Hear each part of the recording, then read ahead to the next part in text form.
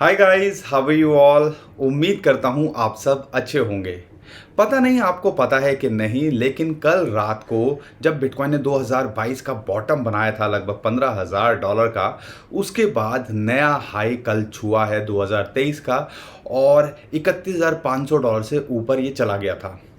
लेकिन ये क्या हुआ, वहाँ पर गया और दोबारे से डाउन आ गया और लगभग $1,500 तोड़कर $30,000 को यहाँ टेस्ट कर रहा है और लगातार यहाँ पे मेंटेन करने की कोशिश कर रहा है।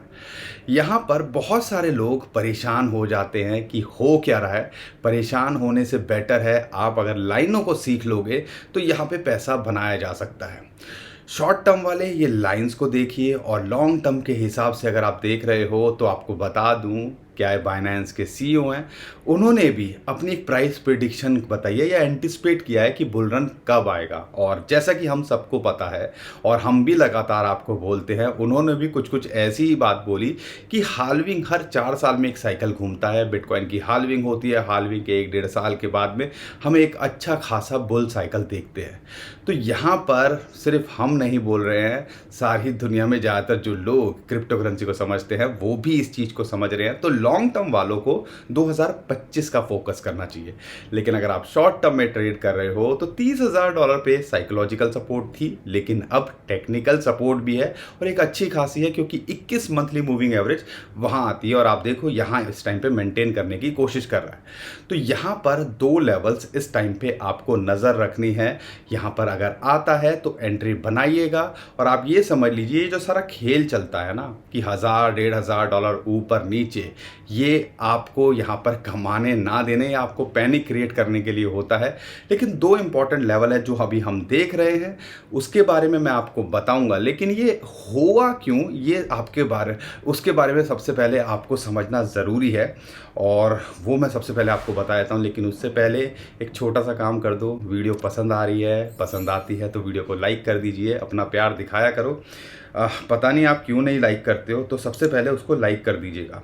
तो 2-3 इंपॉर्टेंट जो न्यूज़ निकल के आ रही हैं जिसकी वजह से ये हमें पैनिक देखने को मिल रहा है। फेड की मीटिंग के मिनट्स सामने निकल के आए थे और वहाँ पर अभी अनचेंज रहेगा। ज़्यादातर लोग उसकी इंटरेस्ट रेट हाइक नहीं करेंगे, उसके जो है फेवर में थे। लेकिन यहाँ पर उन्होंने एक और बात कही है कि आने वाले टाइम के अंदर हो सकता है इंटरेस्ट रेट हाइक वो कंटिन्यू रखें। अभी अनचेंज है लेकिन रखें, और इसकी वजह से यूएस मार्केट के अंदर गिरावट देखने को मिली और ग्लोबल मार्केट के अंदर भी थोड़ी गिरावट हमें देखने को मिल रही है। और उसका कहीं ना कहीं यूजुअली बिटकॉइन और क्रिप्टो करेंसी कोरिलेट नहीं करनी चाहिए, लेकिन उसका कोरिलेशन दिख रहा है और इस टाइम पे इसी वजह से हमने बिटकॉइन के अंदर मार्केट के अंदर पैनिक देखा। इससे इंपॉर्टेंट एक और बात है, क्योंकि बैंक्स का जो है अगर देखते हैं ओवरऑल सिचुएशन वहाँ पे डाउन लगी और इसकी वजह से हमने बिटकॉइन के अंदर भी डाउनफॉल देखा। लेकिन यहाँ पर ब्लैक रॉक के सीईओ की बात करें, दुनिया का सबसे बड़ा एसेट मैनेजमेंट कंपनी है, उनका कहना है कि भैया बिटकॉइन एज अ हेज आप जो है कंसीडर कर सकते हो रिसेशन को लेके या इन्फ्लेशन को लेके, या आप कह लीजिए कि ओवरऑल एक अच्छा ऑल्टरनेटिव है और इंटरनेशनल एसेट की तरह वो कंसीडर कर रहे हैं, उसको समझ रहे हैं।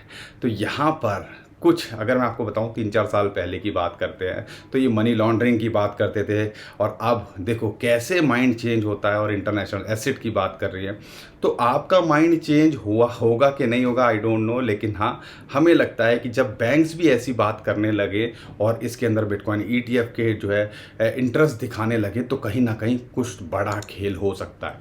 और आपको बता दूं एक और बात जो एफओएमसी की मीटिंग से निकल के आई थी, और वो भी कहीं ना कहीं एक इशारा देती है कि शायद बिटकॉइन की ग्रोथ इन फ्यूचर, या ये बैंक्स जो लपकने की कोशिश कर रहे हैं, इन्वेस्टमेंट हाउस जो लपकने की कोशिश कर रहे हैं बिटकॉइन को या आने की कोशिश कर रहे हैं, इसका एक और रीज़न है क्योंकि एफओएमसी की मीटिंग के अंदर से ये भी निकल के आया है कि रिसेशन बैंक्स के अंदर देखा जा सकता है 2023 के अंदर, या थोड़ा बहुत असर पड़ सकता है रिसेशन का, और इसकी वजह से हो सकता है ये बिटकॉइन की तरफ ज़्यादा इंटरेस्ट दिखा रहे हैं। तो अगर आप देख रहे हो फ्यूचर के अंदर बिटकॉइन का जो है कहीं ना कहीं हमें लगता है फ्यूचर ब्राइट है, लेकिन डिसाइड आपको करना है कि आप इतना ही इन्वेस्ट कीजिए जितना आप रिस्क ले सके। हम कोई फाइनेंशियल एडवाइस नहीं दे रहे हैं, हमारा काम है इन्फॉर्मेशन शेयर करना और आपका काम है सुनो सबकी, माइंड अपना यूज़ करो और उसके बाद डिसाइड करो आपको क्या करना है।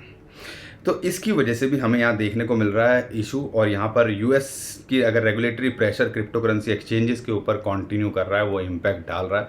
और बाइनेंस से रिलेटेड, बाइनेंस एक बड़ा नाम है, जब भी उस पर कुछ ना कुछ इश्यूज आते हैं या कुछ भी उसके नेगेटिव न्यूज़ निकल के आती है, उसका इम्पैक्ट देखने को मिलता है।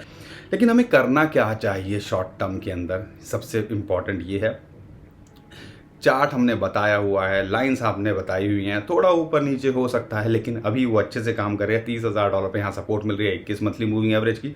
अगर नहीं टिकता है तो एक जोन है जिसके अंदर आप शॉर्ट टर्म में एंट्री बना सकते हो, या सपोर्ट वहाँ मिलती है अगर $30,000 पे नहीं टिकता है। वो आती है लगभग $27,600 से लेके $28,000 के बीच में। वहाँ पे फिबोनाची की रेशियो है 0.38, और वहाँ पर जो है 100 जो है डेली मूविंग एवरेज की भी सपोर्ट है। यहाँ पर आप देखोगे, चार्ट को देखते हो तो इसको रेजिस्टेंस मिल रही है, लगातार ये हिट कर रहा है 31,500। और 31,500 क्यों कर रहा है? वहाँ पे आपकी कोई मूविंग एवरेज तो है नहीं, कोई रेजिस्टेंस तो है नहीं, लेकिन फिबोनाची की जो रेशियो है 0.5, जिसके बारे में हमने आपको लगभग पिछले 4-5 महीने से बता रहे हैं, वहाँ पे उसको रेजिस्टेंस मिल रहा है, लेकिन उसको भी ब्रेक करने की कोशिश की, लेकिन वहाँ क्लोज नहीं कर पाया।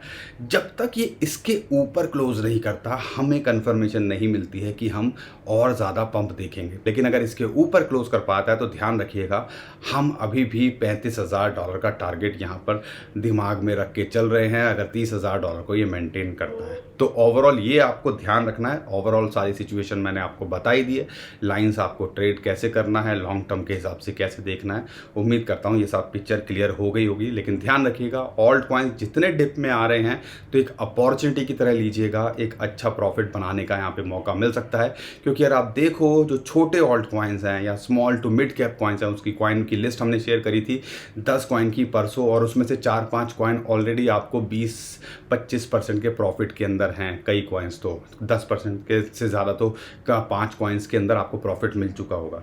तो फोकस कीजिए, जो आपको लग रहा है कि मोमेंटम आ रही है, वॉल्यूम आ रहा है, तो वो पंप कर रहे हैं और आप देखो लगातार कर रहे हैं, तो उसका फ़ायदा आप उठाइएगा।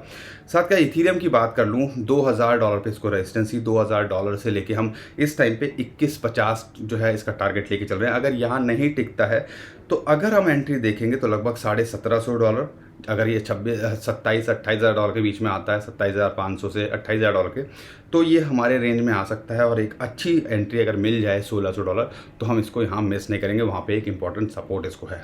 तो इथीरियम के लिए ये ध्यान रखना है। बाकी आपके कॉइन्स हम बार बार रिसर्च कर ही रहे हैं, उनके ऊपर भी हम आपको बताएंगे। कमेंट करते रहिए, हमें कॉइन्स बताते रहिए, हम उसके ऊपर वर्किंग करेंगे और ओवरऑल कोशिश करेंगे ज़्यादा से ज़्यादा कवर करने की आने वाली वीडियोज़ के अंदर। तो दोस्तों, उम्मीद करता हूँ हर बार की तरह अपना प्यार आप ज़रूर दिखाओगे। कंटेंट अच्छा लगा है तो वीडियो को लाइक ज़रूर करिए, चैनल को सब्सक्राइब ज़रूर करिए, और हमारी फैमिली का हिस्सा बनना बिल्कुल मत भूलिएगा। अभी के लिए विदा लेता हूँ। खुश रहिए, मुस्कुराते रहिए, कमाते रहिए। आपका दोस्त पंकज। थैंक यू, नमस्कार, धन्यवाद।